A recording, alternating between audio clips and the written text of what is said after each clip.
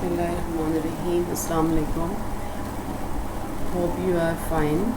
Today I am here with lecture number 18, that is cooperative test for screening.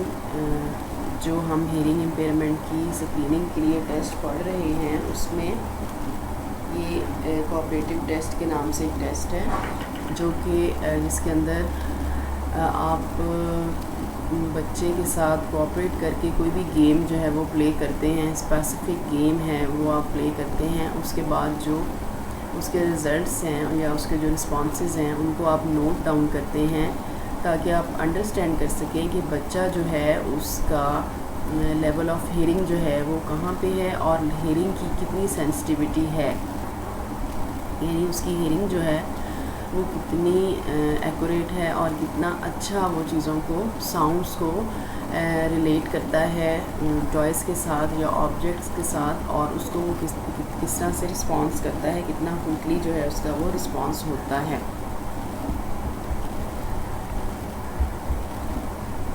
Rational इसका क्या है? A child with a developmental age of 18 months should be able to understand the language use to do simple tasks with toys when presenting at a minimal listening level. अब इसमें ये देखना है कि हमने जो लास्ट अपना टेस्ट डिस्कस किया था उसके अंदर बच्चे की एज जो थी वो 6 months से लेकर 15 months तक थी, ठीक है, और 15 से 18 तक भी हम उसको अप्लाई कर सकते हैं। ये वाला जो टेस्ट है ये 18 months से ऑनवर्ड जो है वो 30 months तक के बच्चे पे हम अप्लाई कर सकते हैं।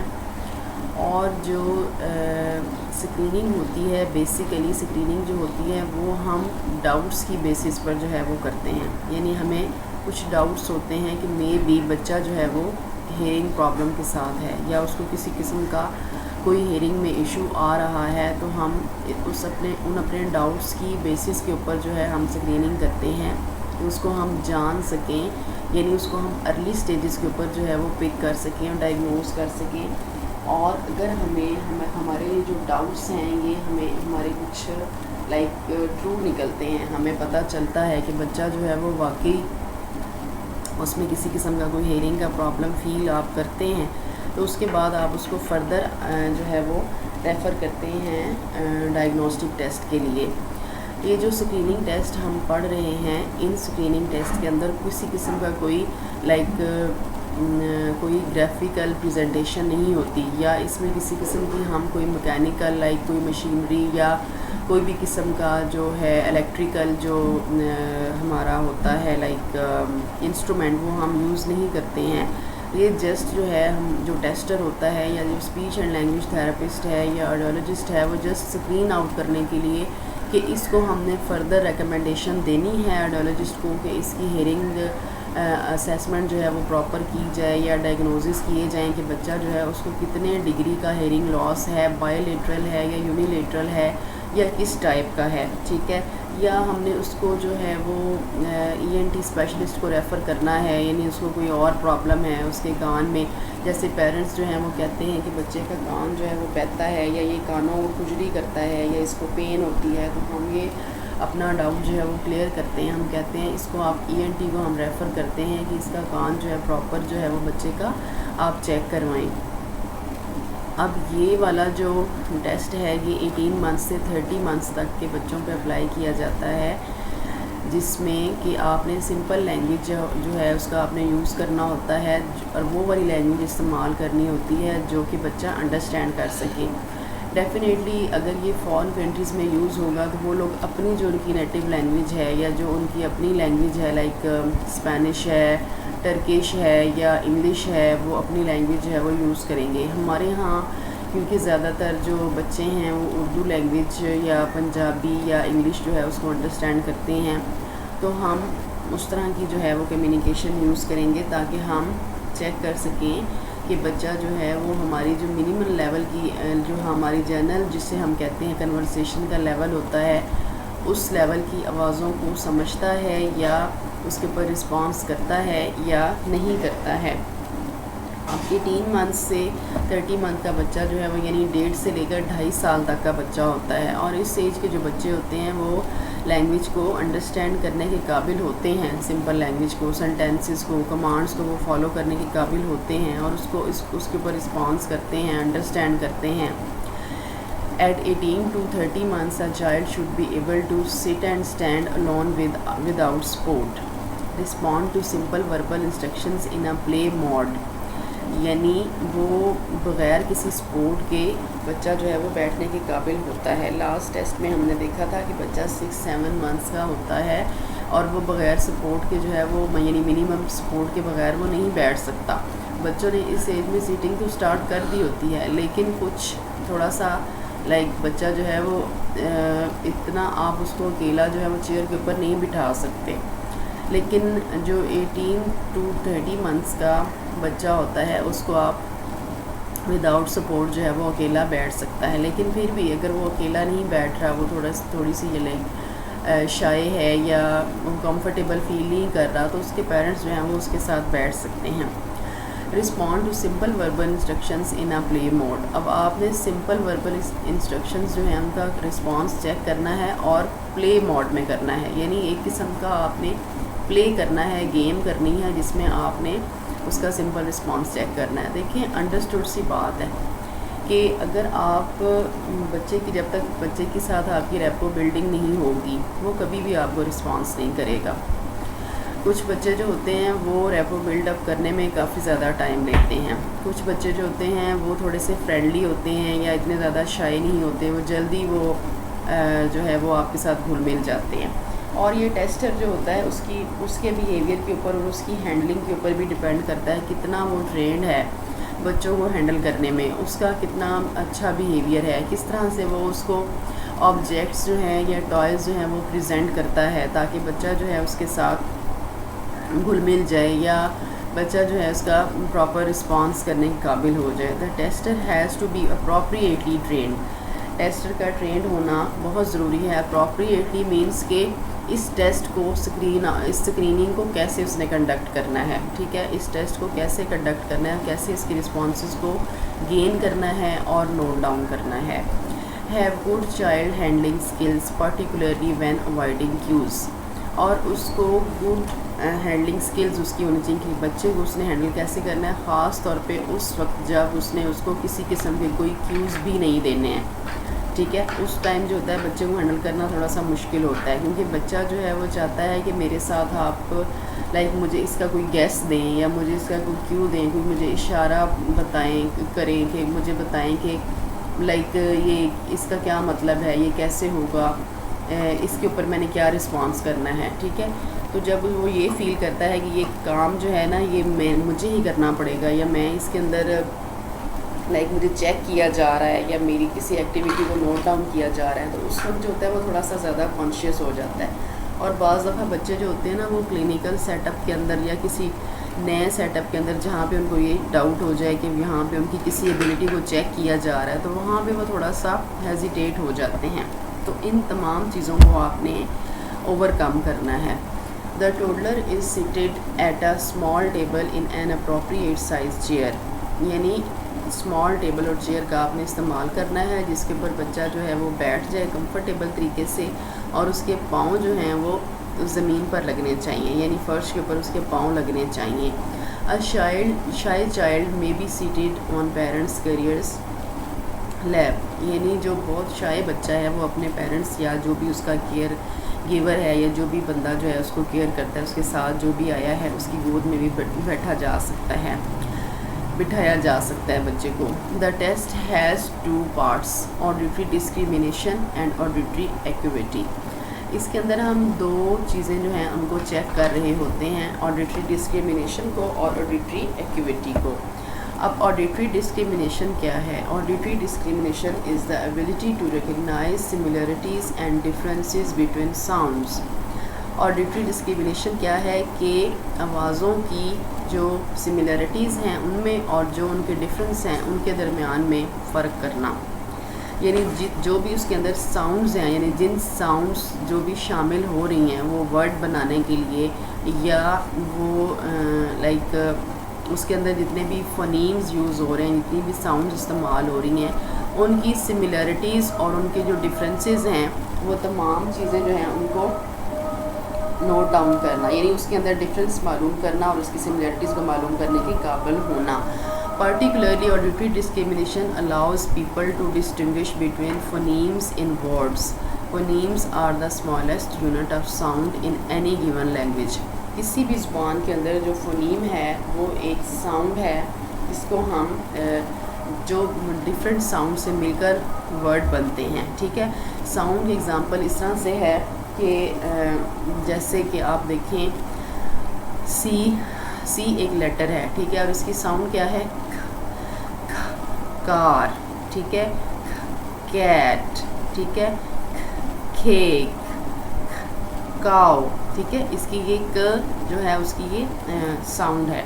इस तरह से जैसे ट है, ट टेबल, ट ट्री, ठीक है, ये तमाम चीज़ें जो हैं ये जो लेटर्स हैं इनकी अपनी साउंड्स हैं, और इन साउंड्स के दरमियान में डिफरेंस करना या इनकी सिमिलरिटीज़ को मालूम कर लेना, उसको भांप लेना, उसको रिकग्नाइज़ कर लेना, इसको हम ऑडिटरी डिस्क्रिमिनेशन कहते हैं। पार्टिकुलरली जो है ये हर लैंग्वेज जो है उसके अपने फ़ोनीम्स होते हैं और उसकी अपनी अंडरस्टैंडिंग होती है। नेक्स्ट आप देखें ऑडिटरी एक्यूविटी। ऑडिटरी एक्यूविटी में refer to the ability to perceive sounds of low intensity. अब ऑडिटरी एक्यूविटी जो है वो क्या है, जिसके अंदर आप लो इंटेंसिटी की साउंड्स को भी परसीव कर लेते हैं। लो इंटेंसिटी मींस जिनकी शिद्दत, आवाज़ों की शिद्दत जो है या आवाज़ों का जो जिसे आप कहते हैं उसकी जो लेवल है यानी वो कम होता है। ठीक है, यानी कम शिद्दत से जो आवाज़ें आती हैं, या हम कहते हैं कि जिनका डीबी यानी डेसिबल हमने पढ़ा था ना, लास्ट जो हमारा साउंड वाला चैप्टर है उसमें पढ़ा था कि जिन आवाज़ों की इंटेंसिटी या उनका डीबी या उनकी शिद्दत जो है वो कम होती है, उनको भी जो है वो परसीव कर लिया जाता है। और the ability to detect difference between two sounds on a characteristics such as frequency or intensity, or the ability to recognize the direction from which a sound proceeds। यानी ऑडिटरी एक्टिविटी ऐसी चीज़ है जो कि आप इस काबिल होते हैं कि आपके पास ये तमाम एबिलिटीज़ होती हैं, यानी आपको आवाज़ों से मुतल्लिक तमाम किस्म की जो एबिलिटीज़ हैं उनके ऊपर कमांड हासिल होती है।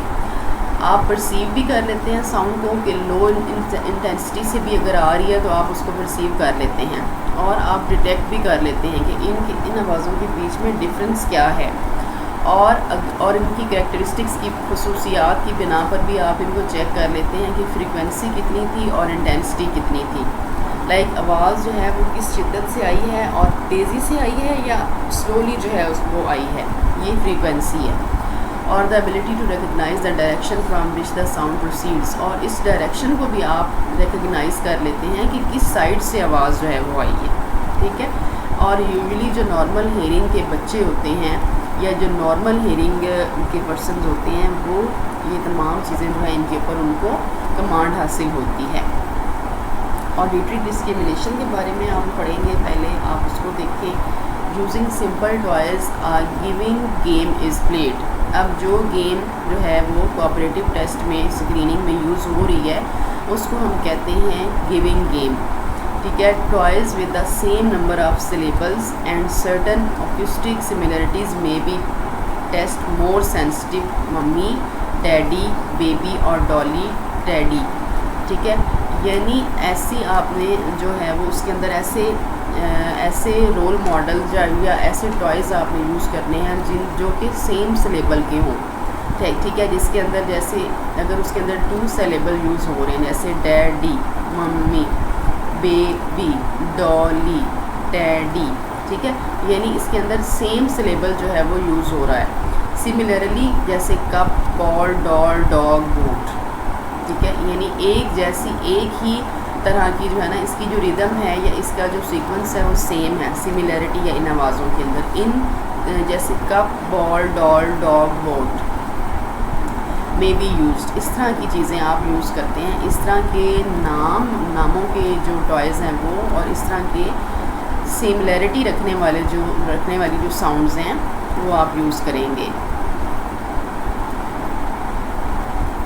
The toys are produced and a check should be made that the child knows each toy. Does she or he call this baby or dolly? यानी आपने ऐसे इन टॉयज़ के बारे में, आप इन टॉयज़ को आपने सॉर्ट आउट करना है। पहले से आपने इनको रखना है, कलेक्ट करना है कि आपने फ़लाँ बच्चे की असेसमेंट आप कर रहे हैं, फ़लाँ बच्चे की स्क्रीनिंग आप हियरिंग की कर रहे हैं, तो उसके लिए आपने सेम सिलेबल वाले और सेम जो सिमिलैरिटीज़ वाले टॉयज़ हैं ना वो आपने रखने हैं, ठीक है। और उसके बाद आपने ये भी इंश्योर करना है कि बच्चा जो है वो इनके नामों से वाकिफ़ हो, उसको पता हो कि ये डॉली है या ये बेबी है। Each toy is placed on the table and using wooden bricks and conversational voice the tester demonstrates the game.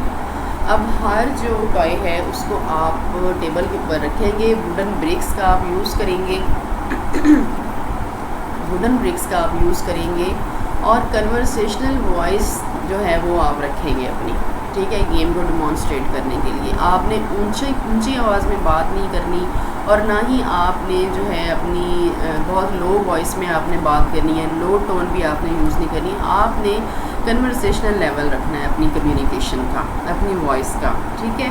और इसमें आपने वुडन ब्रिक्स का यूज़ करना है, क्योंकि अगर आप इसके अलावा जैसे कोई और जो टॉयज़ हैं या लाइक कोई और अगर आपके पास ब्लॉक्स हैं उनका आप यूज़ करेंगे तो बच्चे बहुत छोटे होते हैं। इस तरह से बच्चे जो होते हैं वो अपने आप को हर्ट भी कर सकते हैं, कुछ भी हो सकता है। डेफिनेटली कुछ बच्चे ऐसे होते हैं जो थोड़े से हाइपर भी होते हैं, ठीक है, और कुछ बच्चे ऐसे होते हैं जो थोड़े से उस वक्त इतने एंक्शियस हुए भी होते हैं, वो जो है वो हिट भी कर सकते हैं। कुछ इस तरह का बिहेवियर जो है वो भी सामने आ सकता है। तो इस तरह की चीज़ों से अवॉइड करने के लिए जो है वो आप ऐसी चीज़ें यूज़ मत करें जो कि बच्चों के लिए या आपके लिए हार्मफुल हो सकती हैं।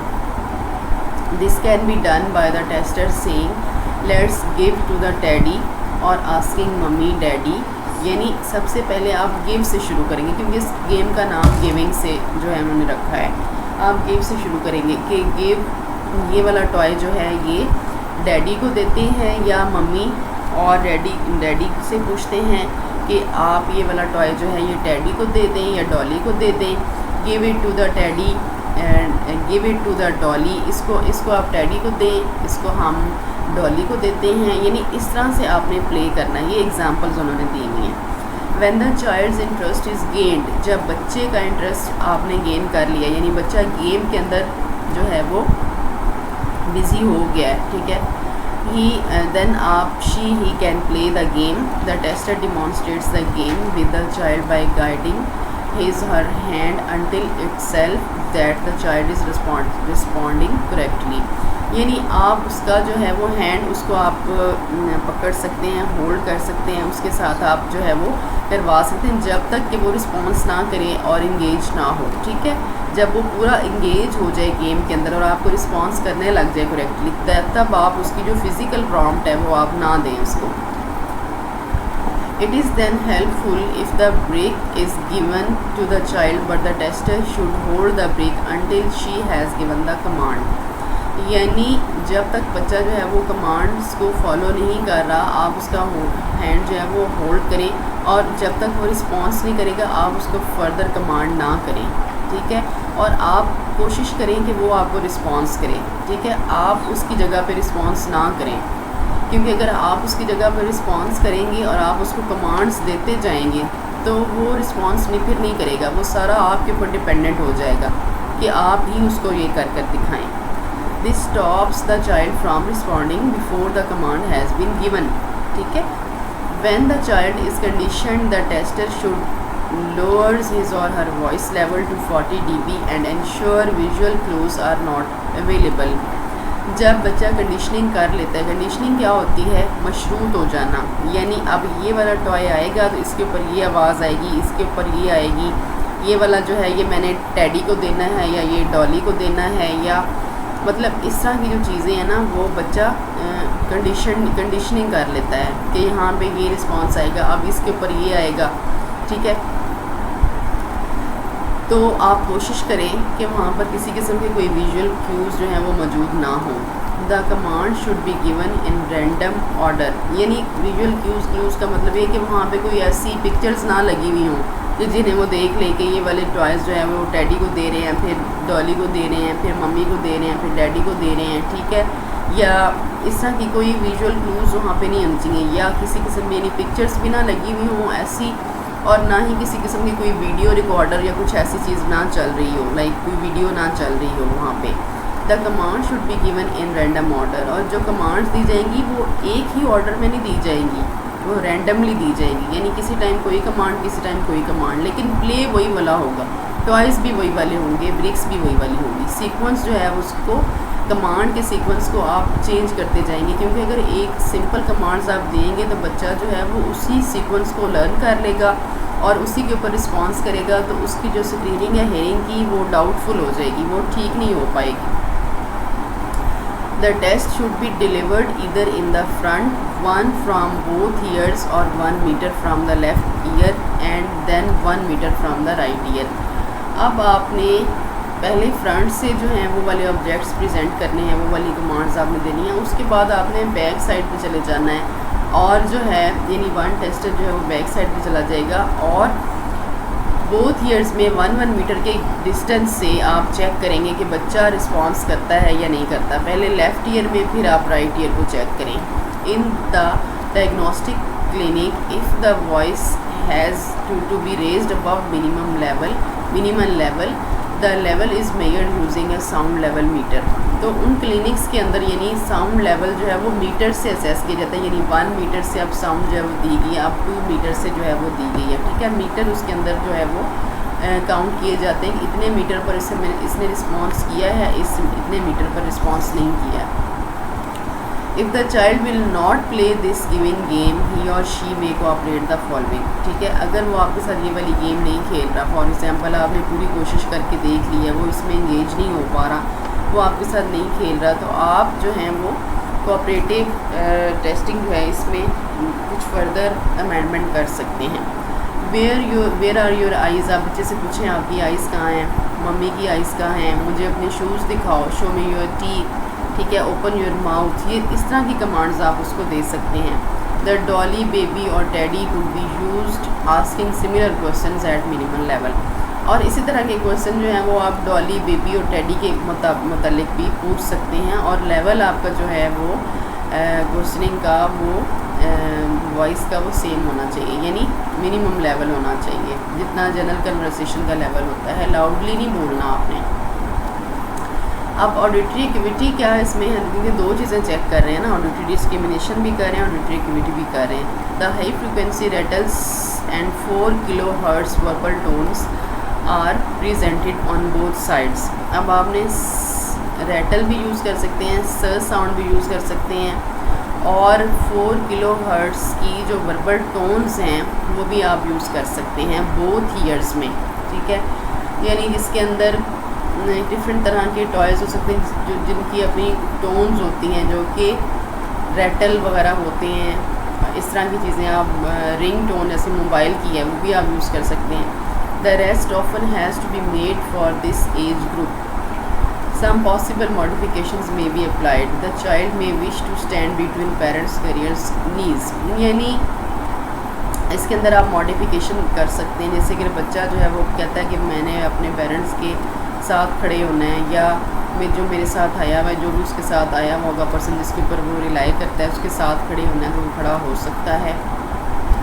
Presenting the sounds at first in the front end continue it behind, पहले आपने साउंड फर्स्ट से प्रेजेंट किए, फिर आपने बैक साइड से इसको कंटिन्यू रखना है। Asking the child where is that noise, यानी नॉइस जो है वो कहाँ से आ रहा है, आपने ये चेक करना है। उसके बाद इसका पास क्राइटेरिया क्या है, a response at minimal level 40 dB for the auditory discrimination test and a response at less than 35 dB to the high frequencies in the auditory cavity test, यानी आपने 40 dB की जो का जो लेवल है वो आपने ऑडिटरी डिस्क्रिमिनेशन के लिए यूज़ करना है, और लेस दैन 35 dB का जो हाई फ्रिक्वेंसीज़ हैं वो आपने ऑडिटरी कैविटी टेस्ट के लिए यूज़ करनी है। ठीक है। It is recommended to use a sound level meter to monitor voice level. इसके अंदर रिकमेंड ये किया जाता है कि आप साउंड लेवल मीटर जो है उसको आप यूज़ करें ताकि आप वॉइस लेवल को मॉनिटर कर सकें।